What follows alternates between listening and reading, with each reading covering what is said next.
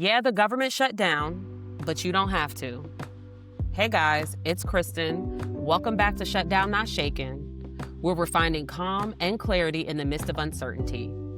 This mini-series is all about exploring what it looks like to live, lead, and work with ease when life feels unpredictable.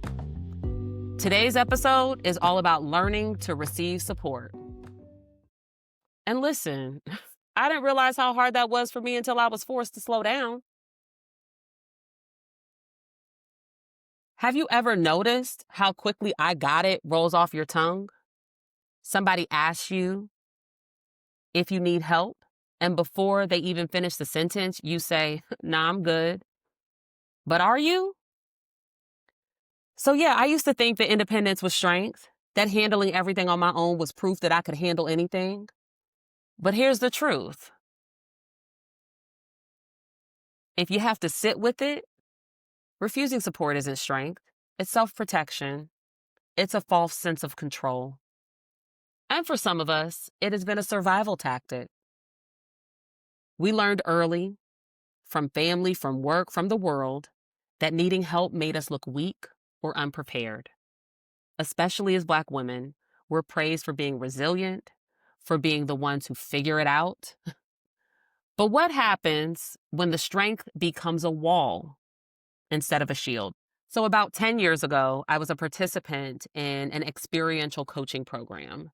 And a big part of my work was learning to receive, and receiving as an act of leadership.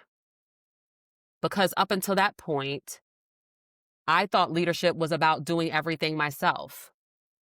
But I learned it's about allowing yourself to be in relationship with others, to co-create, to trust, to ask. Support doesn't always look like someone swooping in to fix it. Sometimes it's a friend sending you a meal. Sometimes it's a coworker saying, "I've got this part, you can go rest." Sometimes it's letting your kids see that you're tired and modeling that it's okay to pause. Receiving support can look like saying yes to rest, yes to help, yes to not knowing.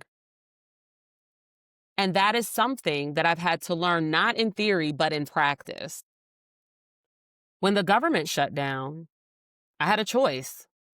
I could spiral or I could soften. And what I realized was that people really want to show up for me. Friends checking in, family offering to help with the twins, even my community online, sending encouragement, sharing resources. And I had to ask myself, why is it easier to give than to receive? And here's what I've come up with. Sometimes receiving requires more faith than giving does. It means trusting that the people around you want to help. It means believing you're worthy of being cared for, not because you've earned it, but because you exist. That's a radical mindset shift for those of us who grew up believing our value was in what we do, not in who we are. So online, I've seen a lot of chatter about the difference between capability and capacity. Capacity is not just about doing more, it's about allowing more. Allowing more peace, more rest, more support. When you learn to receive, you create space for reciprocity. You give others the chance to love you in the ways they've been trying to. You model what interdependence looks like, especially for our children, our teams, and the women coming up behind us. And it's not weakness, it's wisdom. For many of us, there's also a cultural story tied to this. Maybe we grew up watching our mothers and grandmothers hold it all together, no matter what. They didn't always have the luxury of support, so we inherited their endurance. But we can honor their resilience and evolve from it. We can say, "Thank you for teaching me how to survive. Now, I'm learning how to thrive." Because support isn't a sign of lack, it's a sign of community. And community is what sustains us when the systems around us fail. So I want to leave you with a few reflection questions to help you think about your relationship with support. When was the last time someone offered you help? Did you accept it? Why or why not?